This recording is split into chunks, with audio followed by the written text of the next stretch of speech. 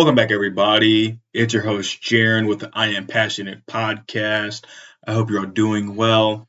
I didn't have a Saturday episode for this past week simply just because I had work on Friday night and I just was exhausted. I literally spent, that Saturday just relaxing, trying not to do too much, because I was definitely sleep deprived. But I'm back, and so I wanted to make this episode kind of combining two topics. I make this, my weekly NFL episode and also introduce a new topic.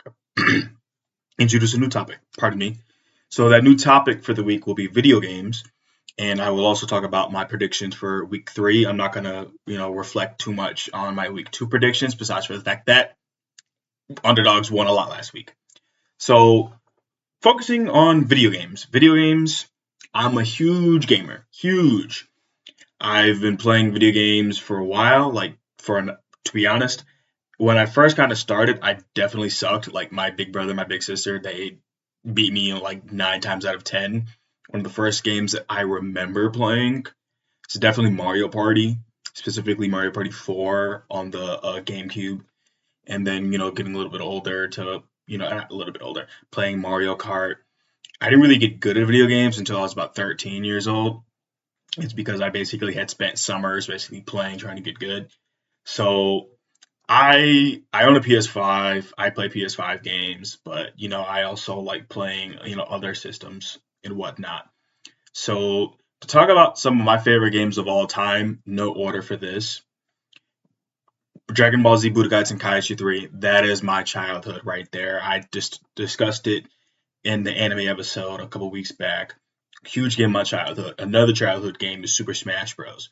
Whether it's Super Smash Bros. On the original Nintendo Wii, Super Smash Bros. On the Wii U. I mean, I've played Super Smash Bros. Ultimate on the Switch, but I've never owned a Switch. So really, I'm just going to contest to the Wii version, Smash Bros. Brawl, and Smash Bros. On the Wii U. Both are very, very great games. Both part of my childhood. Another game part of my childhood is Super Mario Bros. Whether it be, the one on the Nintendo Wii or the one on the Wii U. Among my brother and my cousins that I played with, I'm considered the best among us, which I haven't played Super Mario Bros. Since about last year, and basically they would not play unless I was there, which I find that really, really funny. And I think because my older brother would be not Toad, he would be Luigi, and my cousins, they would be, both of the Toads. And so, they would just be like, yeah, Jaren, we're not playing until you come back from school. And so we were last playing the Wii U version. We had beaten, worlds 1 through 8. We were unlocking some of 9. There was a mission that was like so difficult for 4 players where the 3 of them had to drop out. And so I had to beat that mission alone, which it probably took me, say, about 2 hours to beat that level. It was just really, really annoying, and you had to be perfect. But, we're not going to dive completely into that. Another one, Call of Duty Zombies. I'm not saying Call of Duty as a whole, because I was a bigger fan of zombies. I do like multiplayer, but I was a bigger fan of zombies. My favorite zombies, Call of Duties, Black Ops 2. Childhood right there. Black Ops 1 is also my childhood. But I'd say for me, I just really, really love the Black Ops 2 maps. I really, really loved Buried. I really, really, really loved Origins. I really, really loved Mob of the Dead. Black Ops 1 had some great maps. I really love Kino der Toten. I liked playing Moon, even though it's very, very difficult. I liked playing Ascension. I love Call of the Dead. Like, if I could, I'd hook up my PS3 and play it right now. But, those are some, great maps. Black Ops 3. Black Ops 3, because the Gobblegums, I really thought they were enjoyable. They made the game a little bit more fun. Like, one of my favorite Gobblegums is in Plain Sight. And when Black Ops 3 was the current Call of Duty, I remember, among my friends, at the time, I had made it to, I want to say around 42 on Horizon Track Solo. And they were like, what? No way. And so they took it among themselves to beat my high round, and they well over exceeded it. I'll never say that, I'm like a 100% amazing zombie solo player. I feel like I'm definitely a better team player. By that I mean there were times playing with, say, me and my brother, or say me and my friends, where, say, my brother or my friends, they just have really good weapons, and, they're really, really happy. And then say they go down across the map. Whenever I play zombies, I always get quick revive and stamina up, as like my two things of choice, because if I'm able to revive you, like I can tell they're just so happy that I'm able to revive them. I've had so many clutch revives. Um, and so yeah, I just feel like I'm a better team player. And also whenever I'm playing Origin specifically with my older brother, typically I honestly just tell him, look, to start the game, I'm probably gonna go down trying to build these staffs and upgrade them. Just survive, carry the team, because it usually takes me, if I had to guess, probably on a good game, about 15 rounds to say get the ice staff and have that upgraded, and then the fire staff and have that upgraded. I'm capable of upgrading the lightning one. The wind one, I've never tried to actually upgrade it. I've built it before. I just never tried to upgrade it. And then my last games, also to mention, being Madden, just because I'm a huge football head. My favorite Madden of all time is Madden 11. Just I love that Madden, but also the Maddens that came out while I was in college aren't my favorite. The memories that came about them being my favorite, playing, against my friend Kevin, my friend David, whether that being in person or online, the memories made from those is why I'm kind of counting saying Madden as a whole, even though that the online community for Madden is pretty toxic. And the only 2K game that I will say is 2K19. I really, really do love 2K16. I just think 2K19, because I played it a lot more, I just think it was, more of a smooth game. So to talk about, the games I currently play a lot. I currently play two a lot. Well, one being College Football 25. I play that a lot more. I'm not the biggest college football fan. I'm becoming a bigger college football fan, but I just know, like Kevin and David, they both bought the game, and a couple of other friends, from high school, they bought the game. So I'm like, all right, I'm going to buy the game. And My Hero Ultra Rumble, which My Hero Ultra Rumble is reaching its 1 year anniversary, because I started playing. My birthday's October 3rd, which it's coming up.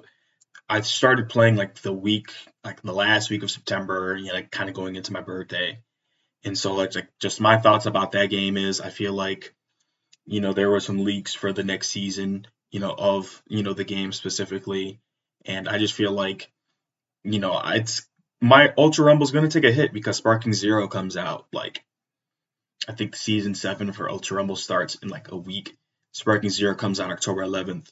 I feel like a lot of people who play Ultra Rumble, they're going to go to Sparking Zero, and that's me included. But I'm still going to play some Ultra Rumble because on my YouTube channel, Ultra Rumble has probably done the best for an individual game that I play, but I'm hoping Sparking Zero can kind of take the place of Ultra Rumble to an extent. And also, I'm stubborn with Ultra Rumble. I really, really want to get some of the characters that I don't have in the game. I'm not going to go too much into depth with that.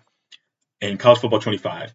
I'm probably going to start another rebuild soon because I've been playing, my Duke rebuild. My friend, Kevin, who I've referred to a lot in this episode and just in the past, he had NCAA 14 on his Xbox 360, which we played a lot during the school year.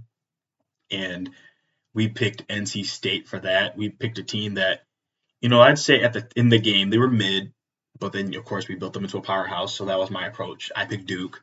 So, I definitely am enjoying that. Think I'm in the year 2031, 2032, so I'm a couple years in, give or take.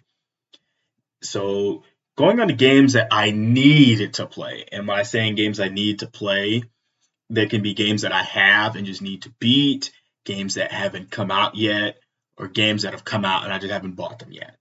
First on the list is Dragon Ball Z Sparking Zero. I mean, it's the sequel to Dragon Ball Z Budokai Tenkaichi 3. And I just think it's, they've revealed a lot, for their game. They just finally released the full roster, and also recently they've been responding to fans a lot because originally there wasn't going to be a split screen mode. They added a split screen mode. They kind of didn't seem sure they were going to add GT characters. They released a GT character trailer. And, it wasn't 100% sure that the movie characters were going to be in the game. And yeah, movie characters are in the game. So, that makes me really, really happy to see that. and that's the first game on my list. Second two games on the list, they're older games, and by older games, I more so mean that they're not brand new games, and they're games I own. Star Wars Jedi Fallen Order. I'm about halfway through the game. I'm trying to, when I play it, I don't want to look up things unless I'm just absolutely stuck. I mean, a lot of the game is exploring planets, and so like it makes sense to why I would get lost from time to time. Hogwarts Legacy is another one. The only reason, like, I'm not as big of a Harry Potter fan as my brother and sister are, but I did still like reading the books, as a kid. And so, like, just playing it, I feel like I would just enjoy it. Like, I didn't play too much of it because I originally bought it for my brother and sister, but, also at the same time, my brother played it on his PS4. I'm not sure if he beat the game. I'm sure he definitely got further than me, but that's another one. This game has come out. I just have not played it. The Black Myth Wukong game, which is based off of Sun Wukong, I believe, the historical like legend figure, which Sun Wukong, Son Goku is based off of him. So even if I wasn't a Dragon Ball fan, I'd still want to play the game because of what I've seen from it. It does look pretty cool. And the last game on the list being Ghost of Tsushima. That game is a little bit older, and I have a little bit of a funny story with that. So this was my sophomore year of college. So this would have been 2021 to 2022. I was hanging out with Kevin. We were playing, and so he let me play the very first mission. Like I'm guessing he maybe had started up a new like save file, and so like I was playing it, like I was kind of getting the hang of it, and so kind of get to the end of the first level, have to fight somebody. I'm thinking in my mind, I'm about to whoop this dude. I'm about to whoop this dude easily. And that's the first time that like I thinking of a game where I was intentionally supposed to lose. And like once, he just did some crazy stuff, I look over to Kevin, I'm like, what the heck just happened? But that's another game I need to get. And so really my last topic for video games is really I just want to pose the question, are video games getting too expensive? Now hear me out when I say this. I'm going to start out by talking about 2K, which 2K I feel like is its own level of expensive. NBA 2K25 had came out, and 2K is just most of the money I believe 2K makes is based off of microtransactions. Please correct me if I'm wrong. And so somebody had posted a TikTok video where I had saw the build that they had made, and I don't know the overall that you start at in 2K25, but to basically get to say above a 95 overall, you have to make about 400,000 VC, and you take 400,000 VC roughly divided by 82, the games in the NBA season. You basically would have to get 3,400 VC a game, and it would take multiple seasons to be able to max your player out without spending any money. That's already insane. I don't know how much it costs to get, VC and whatnot, but I just know that from when I stopped playing 2K consistently, like I do own 2K23. I didn't put a lot of time into, the my career aspect of it. I bought 2K23 because I bought 2K23 around the time my PS5 came out, and I wanted to have a 2K for my PS5 because I think it's considered my GM mode. I basically create myself and put myself in like a fantasy draft league and just play. Like I did that with 2K19. I did that also with my brother. And so that is pretty much what I'd play on 2K. And if I had 2K25, I would do the exact same thing. And so when I stopped playing my career in 2K20, I just was like, like I enjoyed playing All-Star Team Up with my friends, but the my career aspect, that's when it just started becoming a nil for me personally.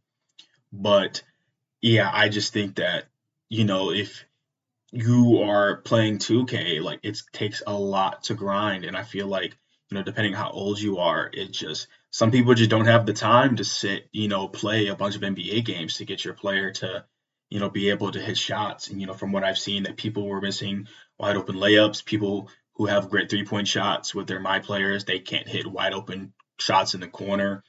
So I don't know, really. Like, I just want to know what you all think. Whether 2K just like microtransactions belongs in a separate category of video games being too expensive, or if you think that just because 2K on its own, it's a $70 game, and then if you have to buy microtransactions to make your player playable, if you're an online type of player, you're basically spending $150 to $200 easy to play 2K Online. And that doesn't even talk about 2K My Team if you play every mode. That isn't even talking about that. So that's just one game on my list of games. Other games, Sparking Zero, which this is going to be one of the few exceptions for me personally, because it is such a game that's going to be important to, me. I will buy it the day it comes out, which I understand that there's different editions for pre-order. Like there's like the Ultimate Edition, there's like other special editions, which I'm not going to cover those because I don't have the costs of those on the top of my mind, in which, each different edition of that game comes with different, rewards, prizes, things like that. The standard game is going to cost $70, which, maybe I'm just still stuck on, like my childhood games being more so like $60, $10 cheaper, which even then $60 is still a decent little amount. Another game, College Football 25, which I didn't get that right as it came out. I got it pretty close to the release date, and I was fortunate enough to have a leftover PSN gift card to make it a little cheaper for me, which, I mean, I still would have bought the game because, my friends, like, I'm not too much of my friends buy the game, I want to buy the game. I like FOMO was not like a thought process for me. I've went down that road once before. I refuse to do it again. So if there's certain games where it's like, yeah, me and my friends are going to play this a lot, I'll buy the game. But if it's something that I feel like that might die out, like, for example, I remember one of my friends specifically had told me to get Helldivers, and at the time I think it was only about $40, which wasn't anything crazy. But I feel like that game, I was seeing social media content for about a month and then just fell off the face of the earth. I'm really, really happy I didn't buy the game. And I'm not saying that Helldivers is a bad game. I'm more so happy saying that for the reasons that I would have bought it, a friend asking me to buy the game, and then, a month later, the game was not talked about or nearly played as much from an online perspective. That is why I'm happy I didn't buy the game. So another game being the Black Myth Wukong, which I didn't think I got an accurate price for this game, like doing a little bit of research. I found $60. I wouldn't be surprised if it's $70. I'm not entirely sure. But I mean, from what I've heard, from people seem to enjoy the game. So it might be one of those like $70, like the meme from Fry from Futurama, just take my money. And then the last one being Black Ops 6. One of my friends were talking about, asking if we were going to get this game. I didn't respond, but I don't think I'm going to get Black Ops 6. Unless somebody gets it for me for my birthday, my birthday being in early October. If anything, I won't be spending my own money on this game, simply just because of the space that this game takes up. Sparking Zero is going to be like a 100 GB game. Like, that's a game that, like, I'm looking forward to. Black Ops 6, I just feel like I'm not going to enjoy it, even with the zombies that's supposedly in the game. Like, I just don't think it's going to be a game for me personally. But I just want you all to let me know your thoughts on like video game culture. Are video games too expensive? What are some of your favorite games, perhaps? Just let me know what you all think. And, this kind of concludes, part one of the episode. We're going to transition into part two of the episode, talking about the NFL. And so with the NFL last week, like I said, I had a bad week of predictions. Nothing really too crazy. The only thing I'll really reflect on last week is just as a Ravens fan, I did not see the Ravens losing to the Raiders. I was well aware that, the Ravens the past couple of years, I believe they have the most blown leads in the fourth quarter. I was aware of that, but I did not think going into, Sunday that they were going to struggle against the Raiders. I really did not. And also my fantasy teams. I'm 0-2 in both of my leagues in fantasy. On the Sleeper app, I put up 157 points and still lost. Mark Andrews and Joe Mixon were being my under two performers of that specific week. And for the NFL app, honestly, if Travis Kelce had caught more than just one pass, probably would have won. Yeah, I had a couple of bench players that had got great games, but I had Alvin Kamara on my team and Justin Jefferson. Between the both of them, they had 84 points. I put up 165 and still lost. That is just crazy to me. But to kind of go into the week by week predictions, because at the time of recording, it is Thursday, the 19th, 12:37. The Patriots and Jets play tonight. Give me the Jets. I think they'll be able to protect Aaron Rodgers. Their offensive line is better. I do still think it'll be a close game because both teams have, defensive-minded teams. Give me the Jets to win by 10 points. I'm going to say the Jets win 24-14. Giants and Browns, give me the Browns. Give me the Browns. Don't have to say much more. Eagles versus Saints. The Eagles game, which I did watch. Also, I just was not able to watch a lot of Week 2 football. That was the other reason as to why I'm not going to give too many thoughts back to my reflections. Eagles, I did watch that game from start to finish, and I was just surprised. I understand they had a chance to win. They had that 3rd and 3.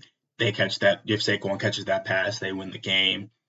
But, he was not able to catch that, and, the Falcons went down the field and they scored. I was really, really surprised.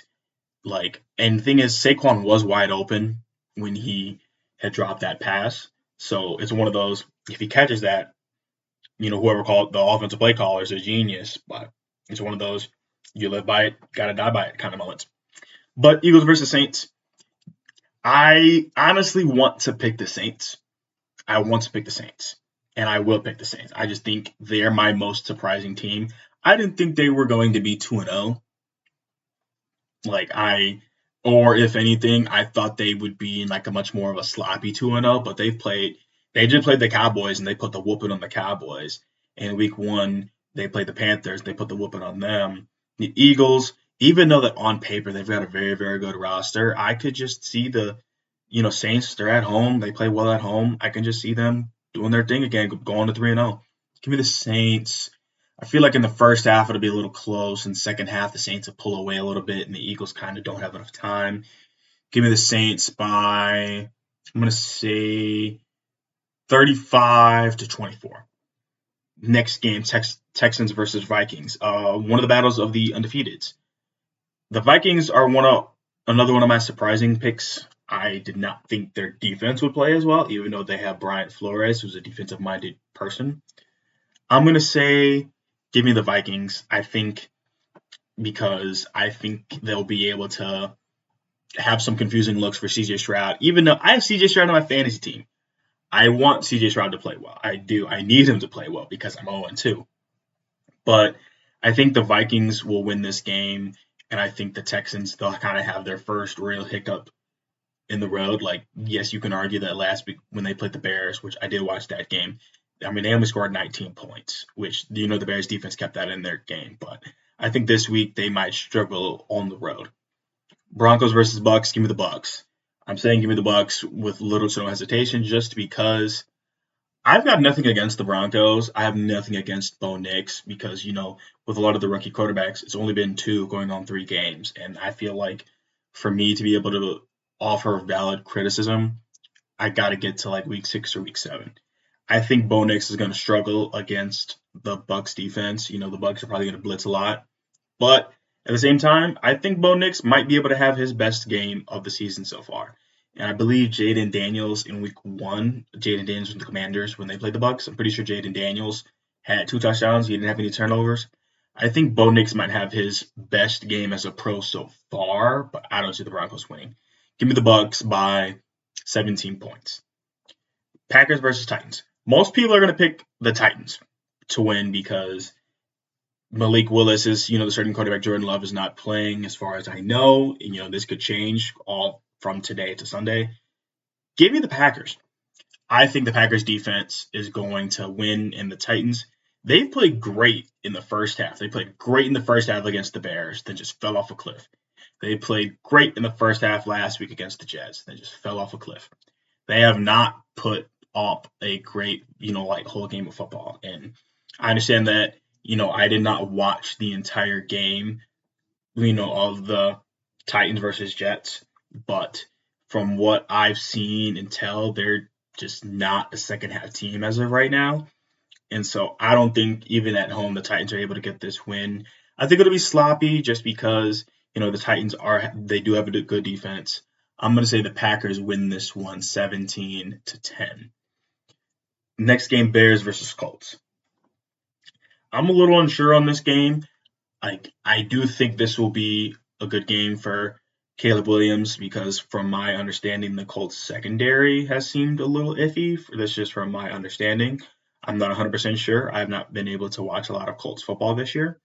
So I'm not going to say that the Colts have, too many flaws. But what I can say is I think the Bears defense will be able to play well against the Colts. I understand Anthony Richardson, he is a freak of nature, but I think the Bears defense will play well. I think the Bears offense will look their best so far this season. I don't think they'll, go from 0 to 100, but I think they'll look good. I think Caleb Williams' first drive, I think he'll look good on his first drive. Give me the Bears in a close, sloppy game early, slow start early, but then strong finish. Give me the Bears. I'll give a score prediction for this one. Give me the Bears 28 to the Colts 20. Chargers versus Steelers, another battle of the undefeateds. I'm going to say give me the Steelers. Only reason I'm picking the Steelers is because the Chargers, they haven't played 100% the top tier competition, even though the Raiders are looking good. They just beat up on my Ravens last week. They'll play the Panthers this week. I feel like this will be their first struggle in the road. Don't get me wrong, if this goes either, I wouldn't be surprised if this goes either way, but I think the Steelers will win just because, sloppy football, that's playing to the Steelers' strength.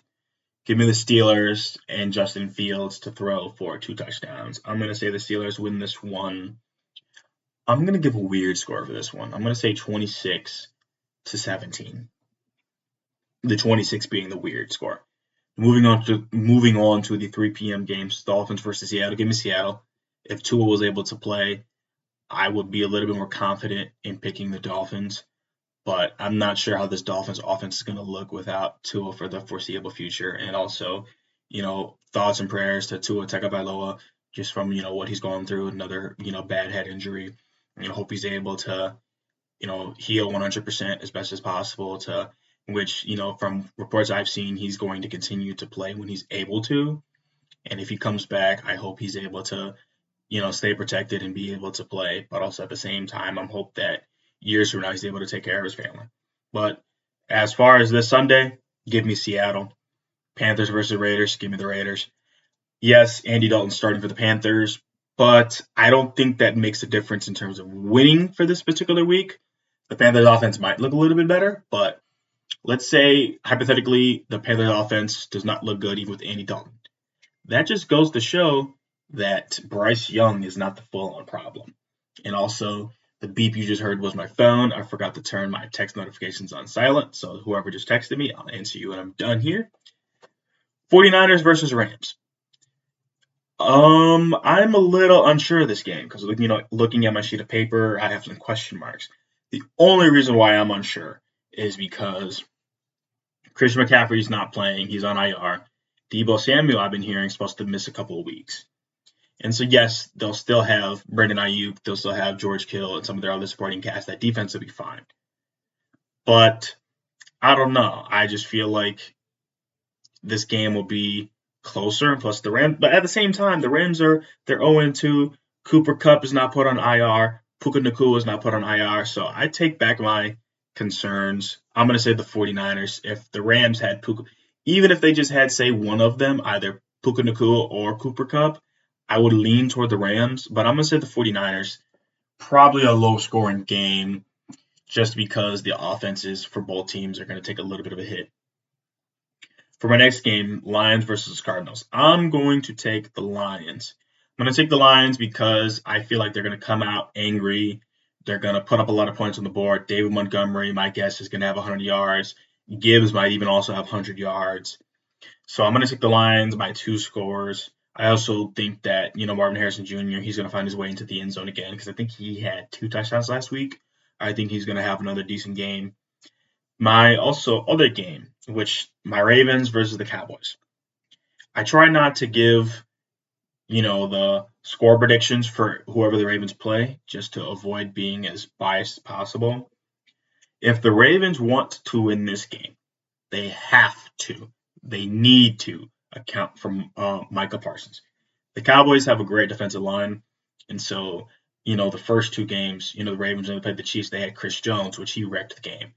The Raiders had Max Crosby and Christian Wilkins. Both, by my understanding, played really, really well. The Cowboys, they have DeMarcus Lawrence. They have Micah Parsons. Both can wreck the game. And yes, I understand that, Trayvon Diggs, he's back there. He's a good corner.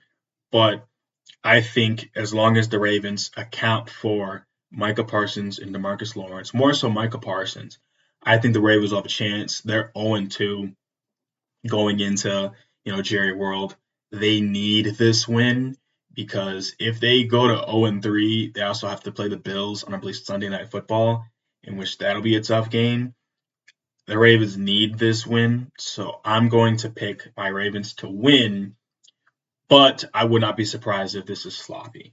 I could see this going either way because the Cowboys are still the Cowboys. They have a better offensive line than the Ravens.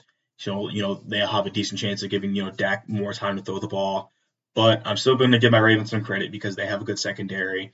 They have, people who can, give some confusing looks. If CeeDee Lamb has a great game, like by great game, I'm saying like if he gets like 150 yards, I see the Cowboys winning. So I really see this going either way. But obviously my hopeful prediction is for the Ravens. Going on to Sunday Night Football, I'm going to pick the Chiefs. I understand the Falcons just led a game-winning drive on Monday Night Football against the Eagles, but I'm going to pick the Chiefs just because I think the Chiefs will be able to, get a lead kind of early and, not be in that sort of situation. Monday Night Football, Jags versus Bills. For a minute, I was thinking, Jaren, do I want to pick an upset of the week? Not for this game specifically. I'm going to pick the Bills.